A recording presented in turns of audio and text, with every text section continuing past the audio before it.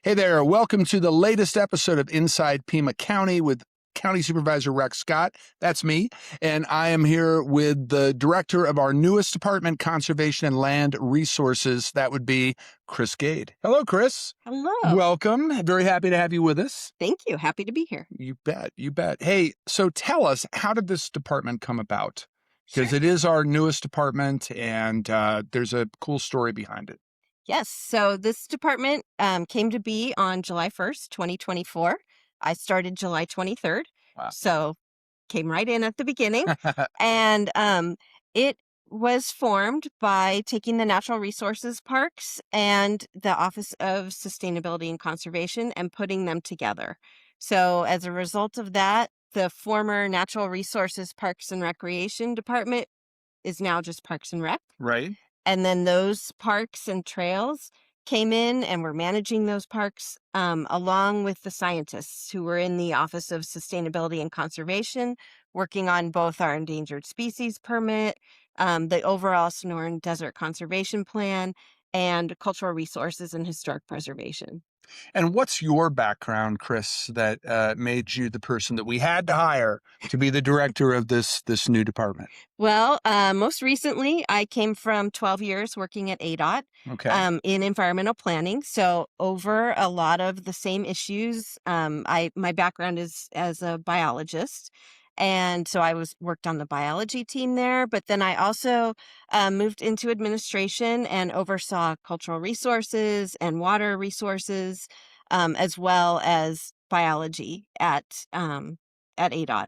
And so I worked statewide on that. And the reason I ended up at ADOT is I actually have a dissertation in urban ecology, and I studied plant migration along roadsides. Wow. So, yeah, that was really exciting to me to incorporate how humans are part of the ecosystem and And to how really our consider it. actions impact it. Yeah, Okay. exactly. So, but not that we're always a disturbance, we're part of it. And so, how do our choices integrate with what we see on the landscape? So, coming to Pima County to work in this department that's bringing together the science and the land management was really a dream for me. I've admired Pima County's Endangered Species Act permit and Sonoran Desert Conservation Plan for years, while working up in Phoenix and seeing what was happening down here in Tucson and Pima County, and was really excited for the new department and to come in as the director. That's terrific. And Kris and I can hear this. I don't know if it's picking up on uh, the microphones, but the Downtown Dusk Festival is kicking off this afternoon, and that's what you hear in the background with the thumping bass. But we will not be distracted, will we? No, we will carry on. All right. So tell us a little bit more about all of the different county resources and amenities that your department manages. Sure. So our department manages over 260,000 acres of conservation lands. Wow. A lot of those are grazing leases, state grazing leases that we hold and manage with ranch partners to meet ecological conditions for the grazing.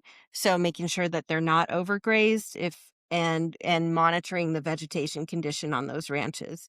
The other big chunk of it is the mountain parks, the natural resources parks that I Right. mentioned earlier. And so that includes Tucson Mountain Park, Colossal Cave Mountain Park, Agua Caliente, Historic Canoa Ranch, Catalina Regional Park that we manage for the flood control district, and the Tortolita Mountain Park. So those are all pretty big chunks of land Huge. that we're out there making sure that invasive species, fencing for all the grazing that happens out at Colossal Cave, that kind of thing, that all those, that type of infrastructure is maintained. And then we also oversee all of the trails in Pima Wow. County. So that's about 170 miles of trails and 25 trailheads. So 170 miles of trail and 25 trailheads.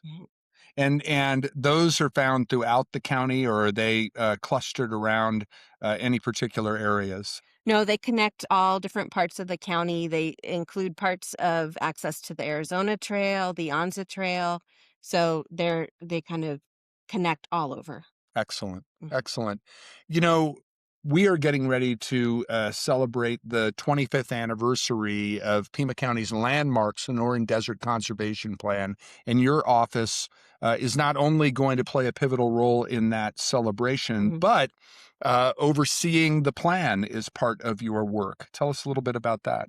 Sure. Yeah. So, one of the biggest ways that that plan is integrated into the county's overall system is through the conservation land system. And that's what we count the anniversary from, is when Okay. that was adopted in December 2001.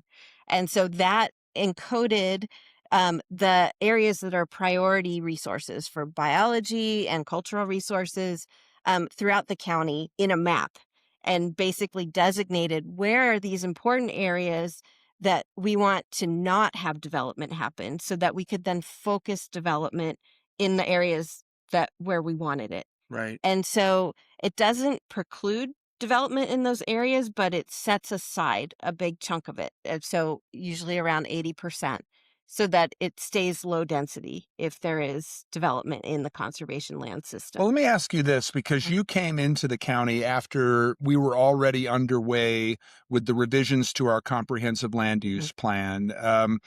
Kris knows this, but for our viewers, counties in Arizona are required to overhaul their comprehensive land use plan every 10 years. What's the role of your office in the new comprehensive land use plan and making sure that it's aligned with the Sonoran Desert Conservation Plan?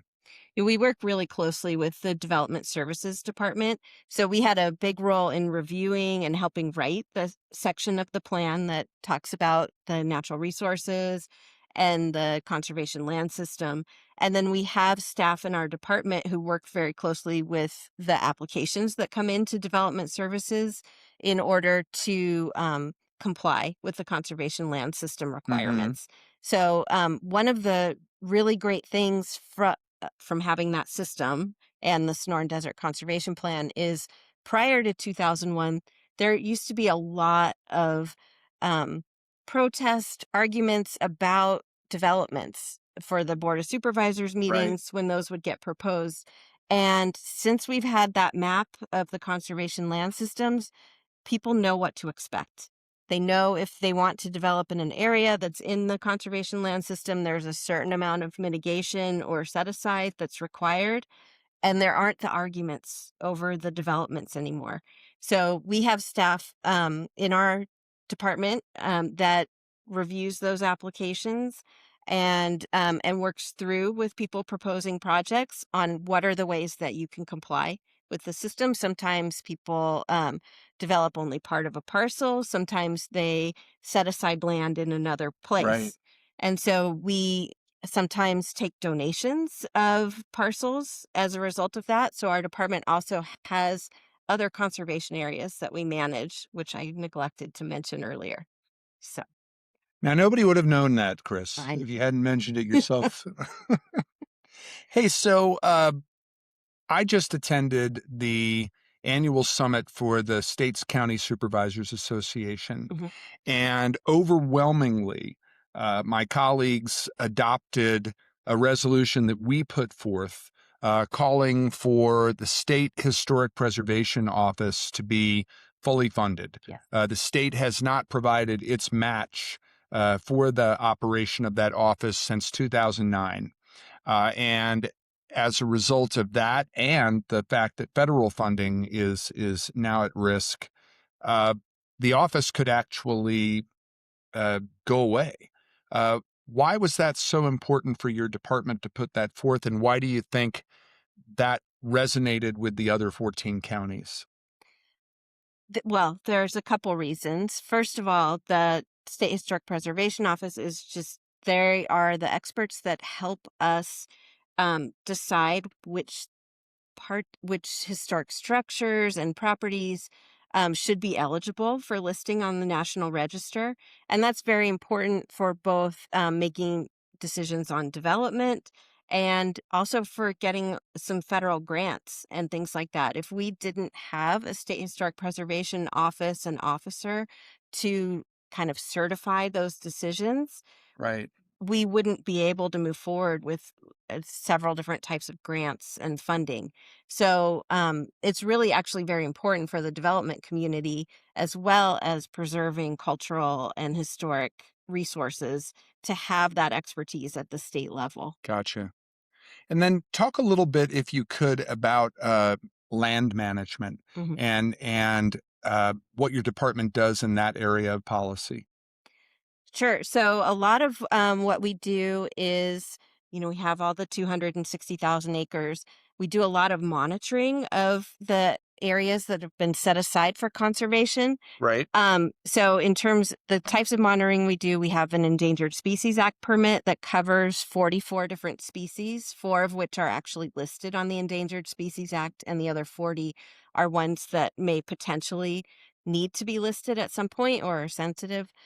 So we have teams that go out and monitor the status of those species on different schedules. So bat surveys, tortoise Oh, surveys, wow. Pima pineapple cactus.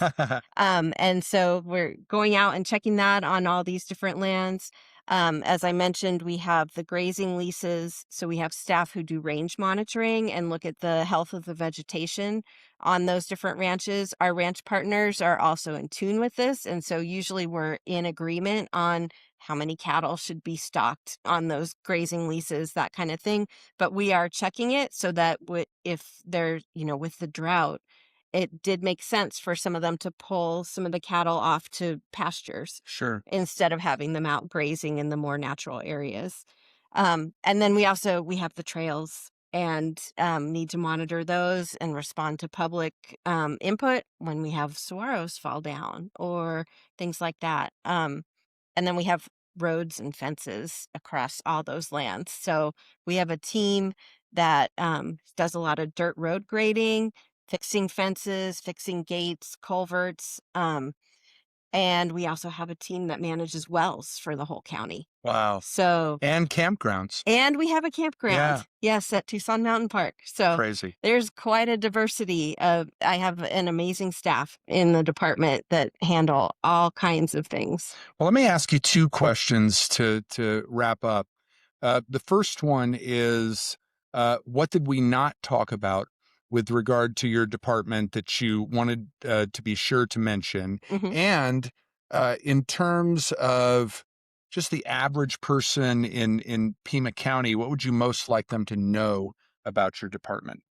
All right. Well, those actually go together really well, because the thing I have not remembered to talk about is environmental education Okay. All and right. all the volunteer opportunities Okay. with our department. Wonderful. So, yeah, we have an amazing environmental education program that last year we counted up. We had over 40,000 participants in our environmental education programs, which range from bat walks and bird walks and online presentations about different species, to working with school classes on the Living River of Words Oh, to learn cool. more about the Santa Cruz River and ecology and art activities related to that.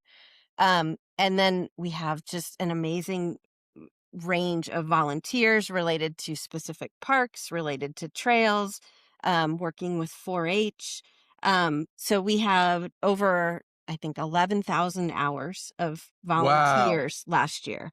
So, and we welcome anybody who wants to come out and volunteer, attend our environmental education programs. And really, in the next year, we're looking to revamp and really bring more information about the Sonoran Desert Conservation Plan now that it's hit 25 years, and really get the word out about conservation and what Pima County is doing in that space. Tremendous. Kris Gade, thank you very much. Yes, So appreciate your time today and more significantly, appreciate your leadership. thank you. All right. Thank you all very much.